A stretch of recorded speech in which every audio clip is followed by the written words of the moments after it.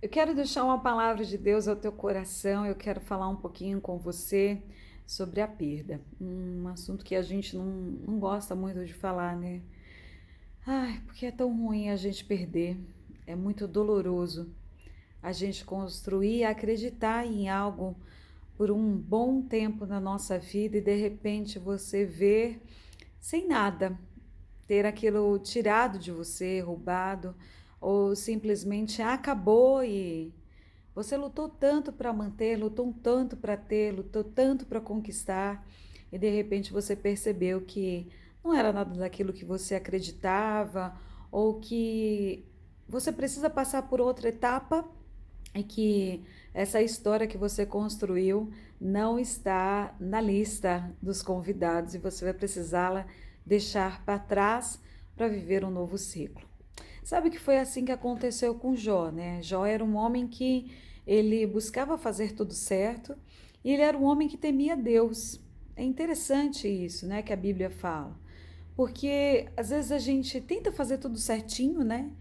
E a gente diz para Deus: olha, Deus, eu estou fazendo tudo certo, eu estou orando, estou indo na igreja, ou eu não faço nada de mal para ninguém, né? Às vezes eu não vou na igreja, mas eu oro, né? Não faço nada de mal para ninguém, sou uma pessoa boa, nunca pensei em matar, roubar, nem invejei nada de ninguém, não tem nada a ver com isso e tal.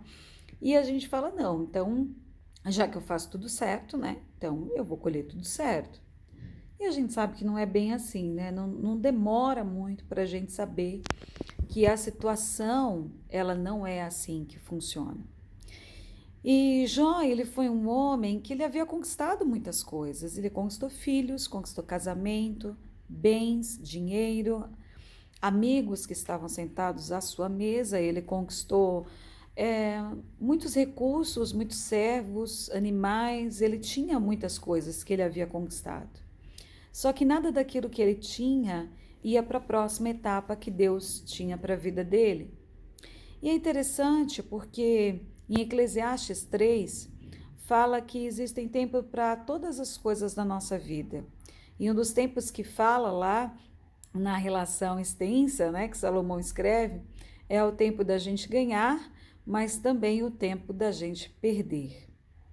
E o tempo da perda é um tempo muito difícil, principalmente quando ele é banhado pela rejeição, que você precisou sair de um lugar porque você foi rejeitado, porque você foi traído, porque você foi roubado. É muito difícil, né? Você perder uma posição, um casamento, uma amizade, ou bens que você lutou tanto para ter uma vida inteira de trabalho, de dedicação, de empenho, sabe? Para você ter e de repente foi tirado de você. E toda perda, né, quando ela é uma perda significativa, ela te desorienta, porque veja, Jó perdeu até a saúde, e às vezes pode ser uma condição que você está enfrentando hoje, uma perda de saúde. E era uma condição que desorientou ele demais, porque era muito mais que físico, era algo emocional, era algo que trazia uma confusão na mente dele, porque quando você tem uma perda, você tem muito medo do que vai acontecer no teu futuro, porque aquilo era a tua base, aquilo era a tua conquista. Você construiu aquilo, né? Então, poxa, eu cheguei até aqui e quando a gente constrói algo, a única coisa que a gente pensa é que nós vamos avançar a partir dali. Mas não significa que a perda ela te rouba de avançar. Não significa que o tempo de perder tira de você o espaço de você dar continuidade na sua vida a um patamar que seja mais elevado do que aquilo que você vivia. Às vezes a perda, ela quer passar para nós uma falsa sensação de retrocesso, da gente achar que a nossa vida ela está retrocedendo, está voltando para trás, que eu vou ter que recomeçar e eu vou ter que, meu Deus, sabe, viver como alguém que está fazendo agora e não é assim. E a gente se pergunta, de toda a perda que eu tive, o que que me sobrou? E eu quero te responder. Sabe o que sobrou? Sobrou Jesus. E Jesus fala em João 14,6 que ele é o caminho, que ele é a verdade e que ele é a vida. Vamos pegar esse primeiro ponto, que ele é o caminho. Jesus é o caminho do quê? Ele é o caminho do teu recomeço. Na hora da tua perda, você pode ter duas opções. Chorar é fato que a gente vai, né, gente? Ninguém vai ficar segurando o choro. Ai, meu Deus do céu. Não, a gente vai chorar.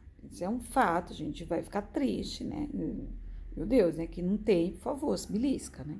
Todo mundo vai sentir o golpe da perda. Não é possível, né? E é até saudável você chorar e, sabe, pôr para fora a dor que você está sentindo ali, né? O sentimento de dor que você está sentindo. É fato, você precisa disso. Mas é muito importante você entender o que você vai fazer depois do choro.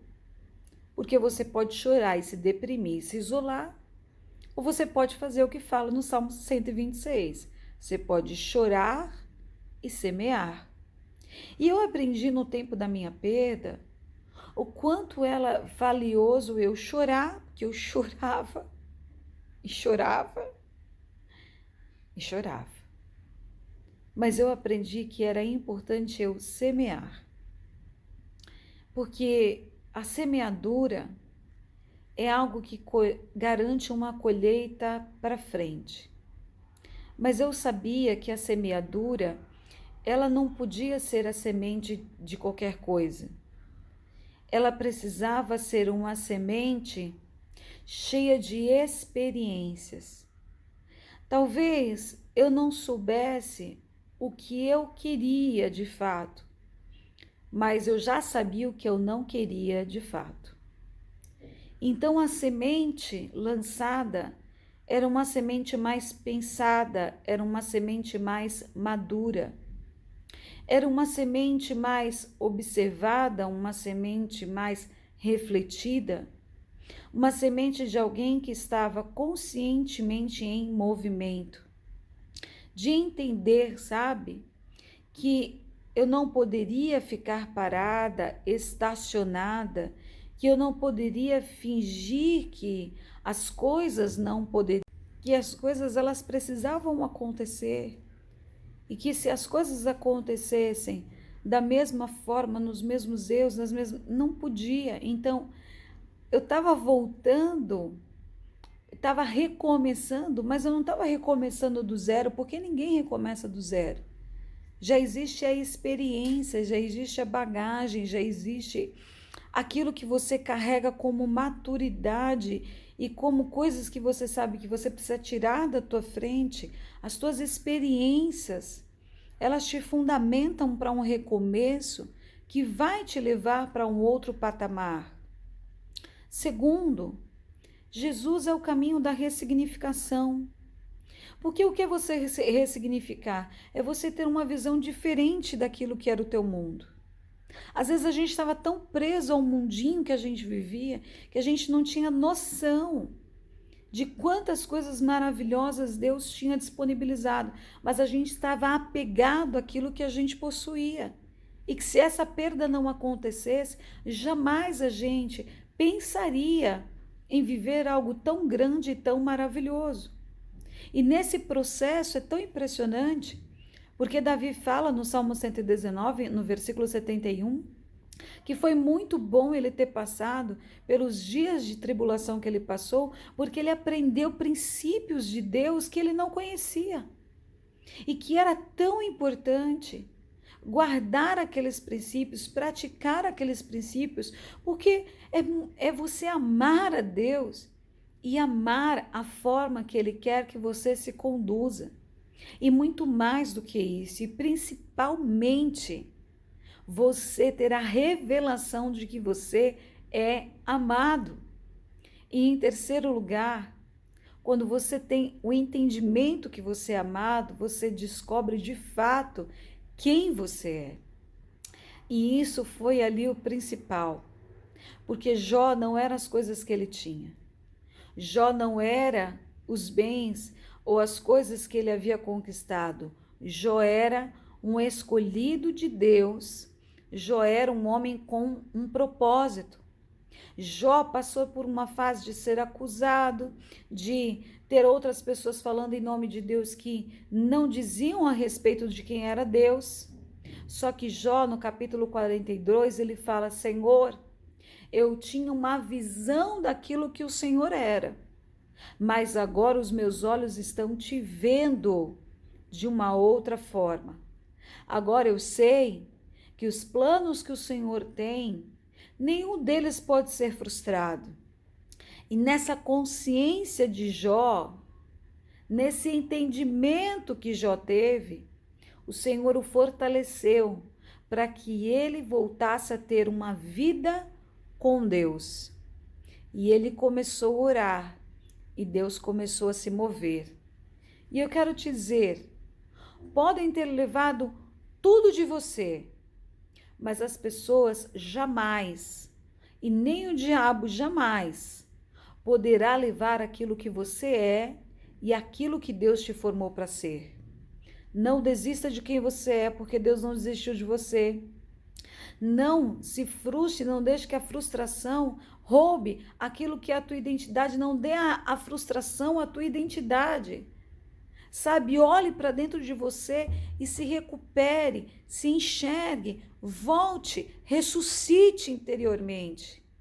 Conheça dentro de si mesmo e se levante, porque isso vai trazer para a tua vida um novo entendimento muito mais aprofundado do que é Deus. Jó começou a clamar por aqueles que queriam mal, Jó começou a liberar perdão. Houve uma loucura, uma liberação tão grande, tão espiritual, que Deus fez com que Jó vivesse a experiência da restituição. Então que hoje você possa descobrir esse caminho, o caminho do recomeço, o caminho da ressignificação, o caminho de você saber quem você é em Cristo. Esse caminho se chama Jesus. Viva o recomeço, viva o melhor tempo de Deus. Eclesiastes 7:8. O fim das coisas é o melhor do que o começo delas. Deus te abençoe.